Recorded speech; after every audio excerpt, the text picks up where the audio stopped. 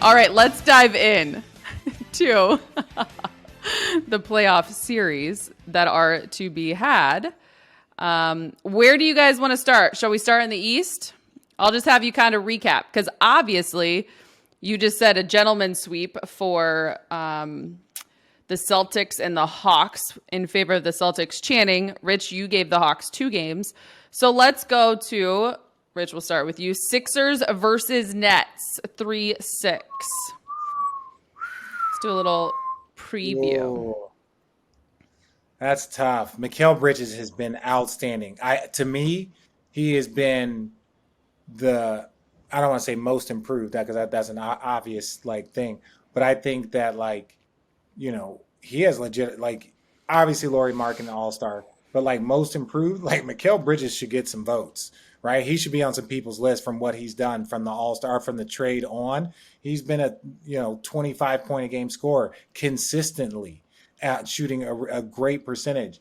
So I think the Nets can win, they can win a couple games. I think it's going to be very difficult for them to win the series.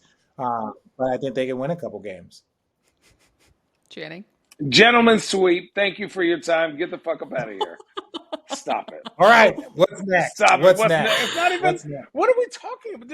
I said that. What's the next question? I'm going to ask her what the next series is. I heard your answer. Stop it. Okay, so then that's his answer. What's the next series? I'm with you, my guy. No, now I'm on Cavs edge. next. Now. You both are drunk. I'm triggered. No, I'm not. Now I'm on edge. Now trauma brought up in my gut. You want to poke the bear? Well, he poked the bear. He poked himself. Anybody poke him? What? Wow! And don't make that noise either.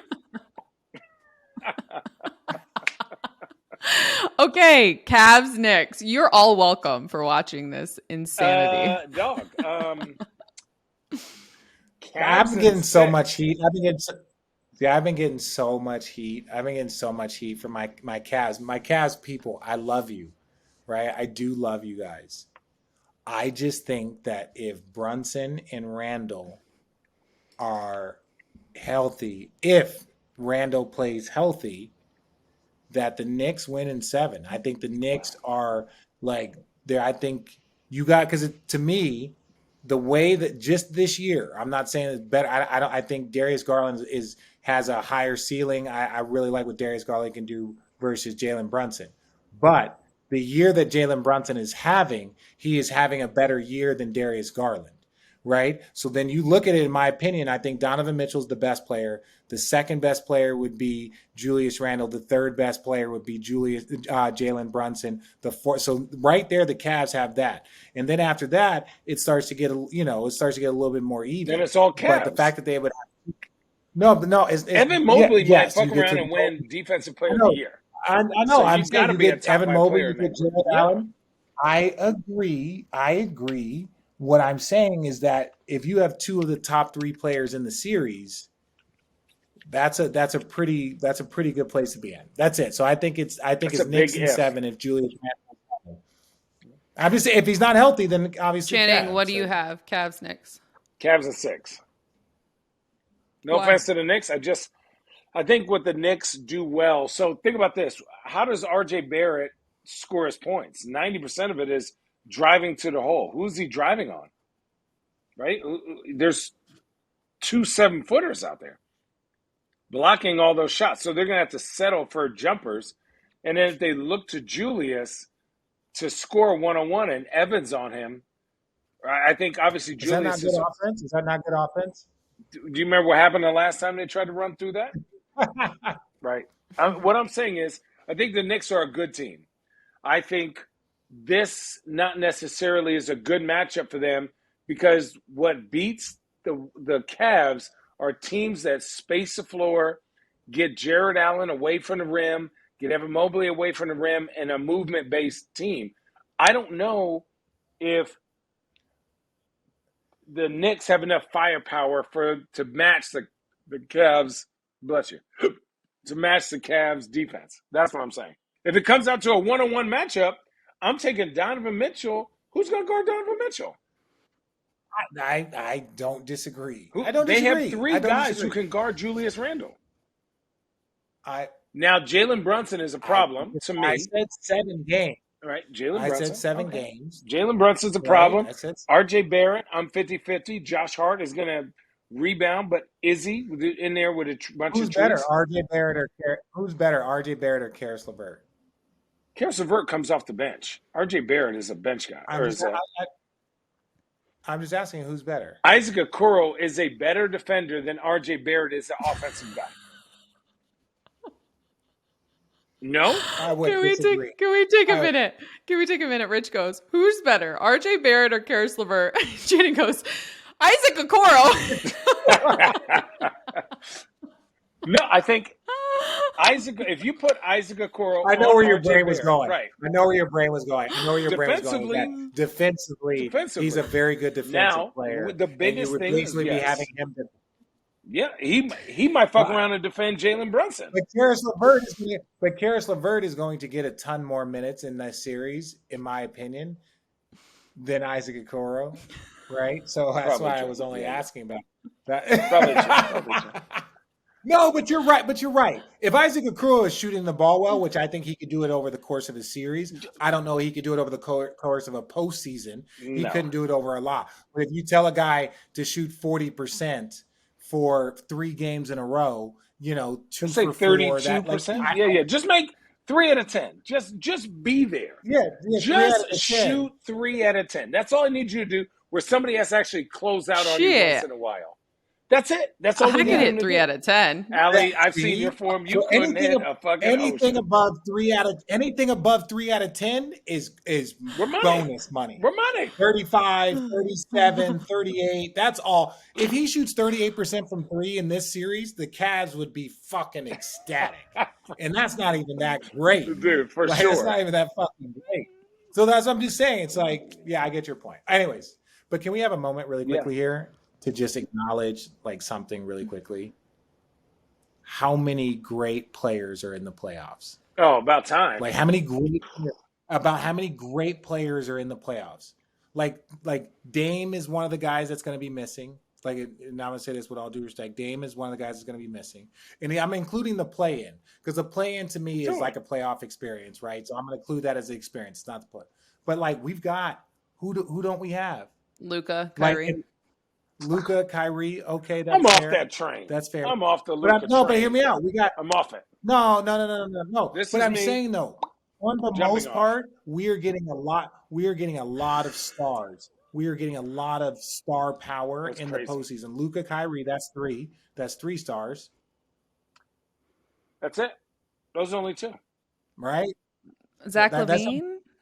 Zach LaVine. I mean, I guess we'll see. Because you said you're not including the play-in. Yeah, he's in a play-in, so we get to see him. He's got a chance to go be that fucking dude. If you ball out in the fucking play-in, that adds to your fucking story. Yeah, Jason Tatum had 50 in a play-in. So I'm just saying, so we get to see all of these stars going to work, and the only 3 that I can think of are Dame, Luka, and Kyrie. And some of that shit was out of their control. Good point. We're going to the West, and before we get there, I want to know why you're off the Luka train, Channing. To me, it's just blame that shit on him, bro. I'm not blaming. It's not about the team. I'm not worried about the team. It's him. Is for me, I was on it when he had the ball and he was playing James Harden basketball, where he was just dribbling the ball, playing one-on-one, shooting, doing everything. Everyone was just spoon feeding off him. And the minute that they brought in somebody that plays back, put it this way, Kyrie, if we were just to look at this little 20-game section of Kyrie's career, this little snapshot, this is arguably, other than the Cavs, his best version of himself. He's making the right plays, and I'm not in analytics, the best plus minus, rebounding better, assists better, shooting percentage better. Everything is better, and his teammates like him in a short period of time. Luka has shown he does not play well with others, or at least this, to me. Now, he may say everything you want to hear, his action on the court. If he won't move around a little bit, how do you play with him? If he's not the main course, he don't even want to be on the play, even if it's for a possession. Okay. Defensively, it's atrocious. Atrocious. Well, I'm not good. now, I tried. again, I tried. okay. I wasn't good. Listen, we don't have to say any names. Right. We don't have to say any names.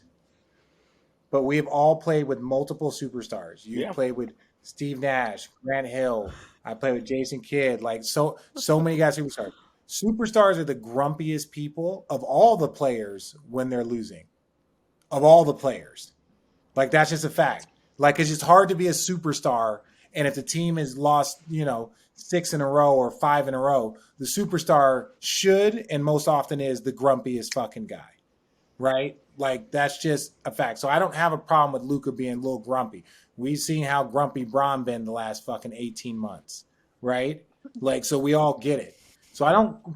But their team was not constructed well. Their team was not constructed well. They brought in a second guy, hoping that they could push through to get to the postseason.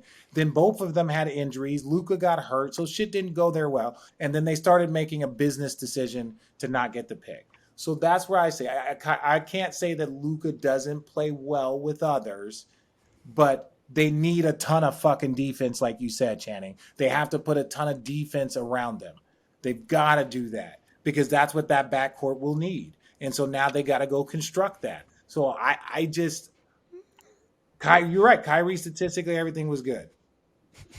Name me a player that you think will play well with Luka?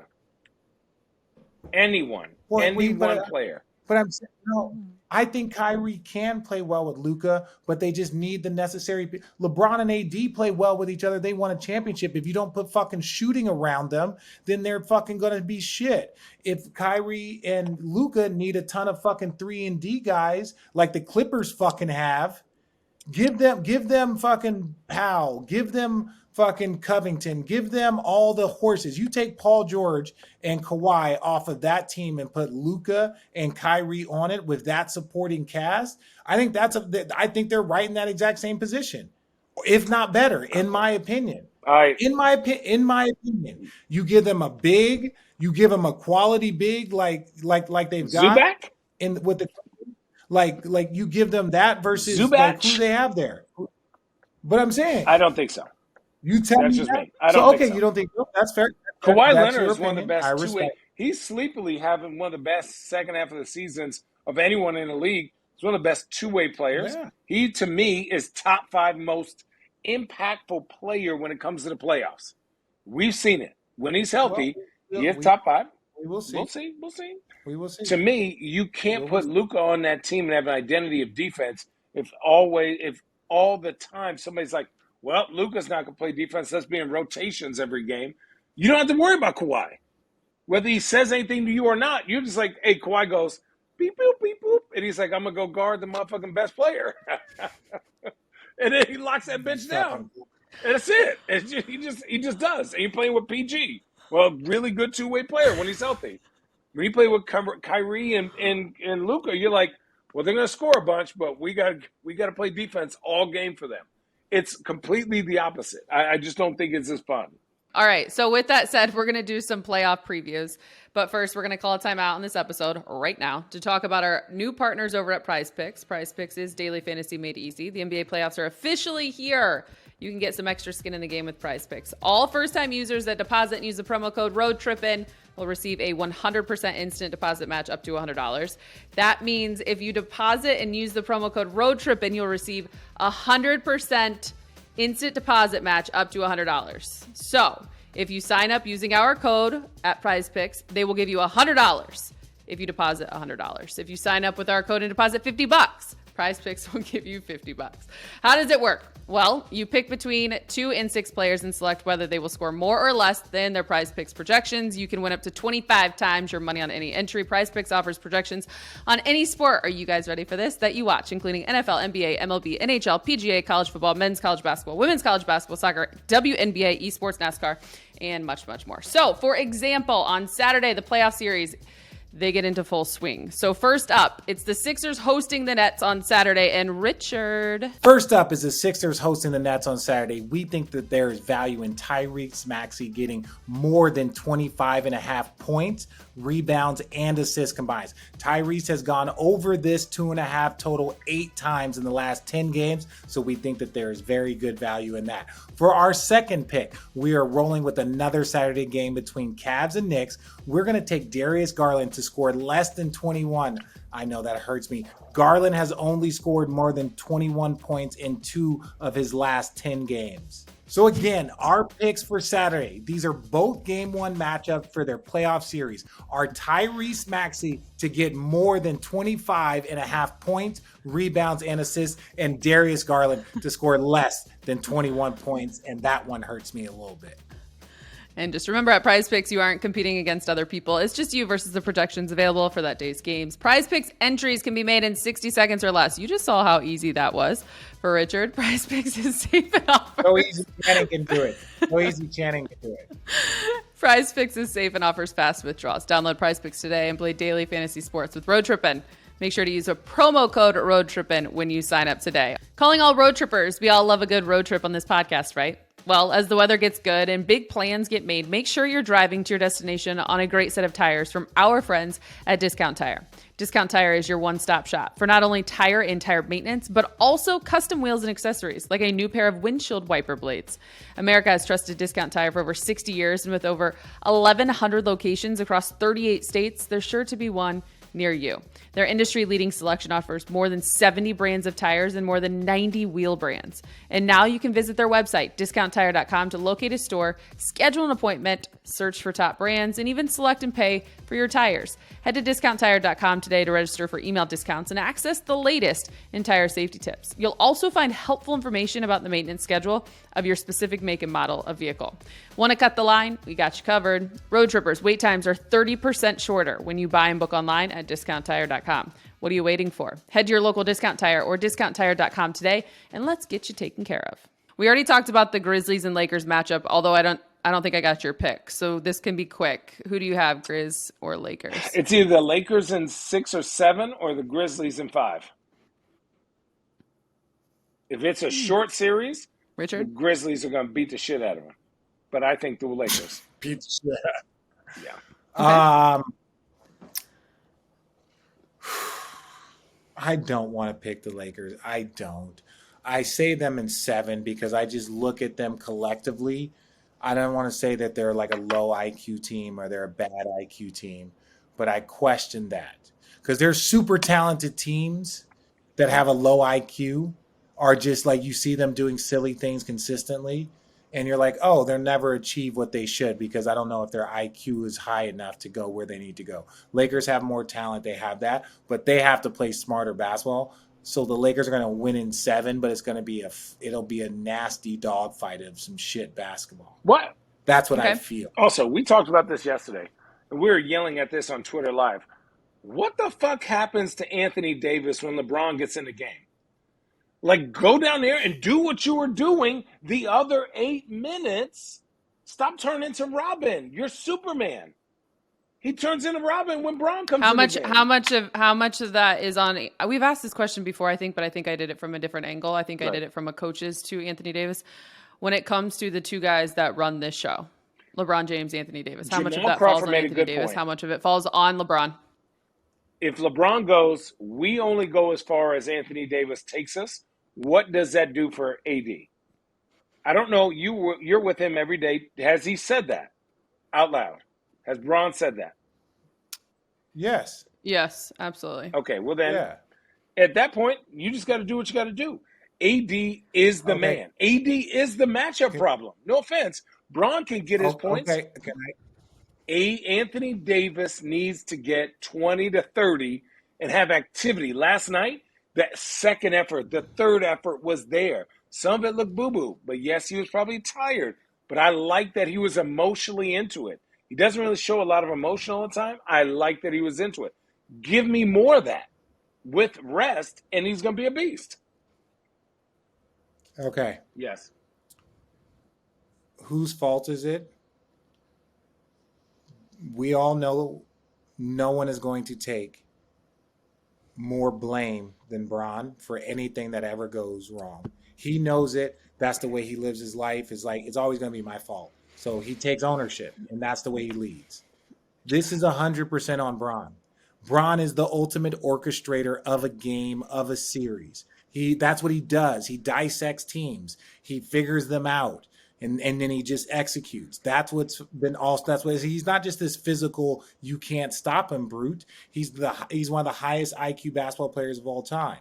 So he needs to learn how to manage his and make sure that AD is consistently being fed, because he's that smart. He figures out everything. That's his strong point, is that physically he's dominant and mentally he's elite. So like, he's got to do a better job of managing it, making sure and executing it. Channing, he'll tell you to do your fucking job. He'll tell me to do my job. He can tell Schroeder, get AD the fucking ball. Scrody? I saw last night, like the final seconds of the game, I was sitting right behind him. Rui was deep in the corner and they were inbounding at the opposite end. And Bron literally took his hand. He goes, I was literally like, you there right now. Yeah. And Rui's that's just what he does. And you know, look, you were there. First of all, and this was funny. It's like certain situations, but like there's a million huddles where like we wouldn't even have to come to huddle. He would like point to it, like Richard there, Channing there, like on an out of bounds, like an out of bounds. Richard there, Channing there, Richard. All right, cool. All right, and you're like, and it's like we're across the court and he's doing this shit. So like when I say that, is that he is the ultimate narrator of a game and of a series, right? Not many guys like figure it out in that manner and do it because he can do it from scoring, assisting. He can do it from so many different ways. So that's where it's like, to me, if AD's not getting touches, AD's got to be more aggressive. Like, if different touches and shots are different. If we giving you touches and they double teaming you, that's not your fault. Make the right decision. If we're giving you touches and you missing shot and you're not being aggressive, that's different than getting shots. So AD's got to be aggressive, but they got to get him more touches, and that directly falls on LeBron James. Right. Like that, we know it is. He's going to be the point guard, orchestrated. Played 48 minutes last night. Yeah, it falls on him. That means he was on the court for 48 of the fucking 53 minutes. Yeah. 53 minutes. And to rebuttal my own rebuttal. Whose fucking fault is it? It's fucking Bron. I will say this. look, I'm not saying that. I'm not yelling at you, Bron. You know. I did appreciate that they moved him around. They moved him around because if the other guys had made threes, AD running a 1-5 would have been crushing them all night on the screen and roll. But because no one was making shots, he was running into that defense. They were double teaming him. So for me, I think what I want to look at is how they move AD around so that he's constantly putting pressure on the interior defense, because he is a matchup. He's 7 foot tall, crazy offensive rebounder, still got bounce on them little weak-ass ankles, and he's physical. And so for me, I like that when they put him at the 5 or put him at the 4, I don't know what Mo Bamba's doing. Hopefully he's getting better. And now that's a weird name to bring up. But based on what I've seen him do, if he can go out there and play the 5, it's going to create opportunity for AD to be able to roam and be better. And also you're playing 7'2", 7 foot, 6'10", 6'9", whatever Brown is, whatever he lies about. And then you go from there. So that's just my one thing. Facts. Love it. All right. We've got 5 minutes left, so we have to be quick with this. Two matchups left. Channing, Kings, Warriors. The best series easily by far. We got some good. The best series by far. We got some good series. We got some good and some chirping series. Like, we got some chirping series. Like, Clippers, Suns. There's going to be chirping going on in that series. That, I think, is the hardest series. I got to go with Warriors in 7, only because I don't feel like dealing with their fan base on Twitter. Well, I'm going to say Warriors in 7 because I think if Wiggins does come back, I think he'll get better as the series goes on. Yeah. So even if the Warriors go down 2-0, right? They can come back. They're elite at home if they can protect home court. Now he's got 4 games underneath his belt. There's distance between these games, so he can get his reps. So now you're talking about 10, 12 days of him back into the mix and possibly doing extra work and all the shit. So I think as the series progresses, it progresses, it starts to favor Golden State. That's why I say in 7. I also Suns and Clippers. Before we get that, I don't know what Sabonis is going to be like with a playoff level Draymond Green on him. It's a little different, right? We'll see. Suns Clippers. The Suns are lucking out by not having PG. The biggest what if in this series is not Russell Westbrook. It's not KD. It's not, you know who it is? Chris Paul. It is fucking Chris Paul. Because listen, Chris Paul on every single team has been the sun on the universe, the guy that does this. KD and Devin Book bring the ball up to court. Where does Chris Paul go? Where does he stand? Is he going to run off screens to get the ball? What happens what happens if they switch and say, hey, you beat us? Does he still have that? To me, against a Clipper team that is more than capable of defending his style of basketball. Okay, this is the one thing I will say.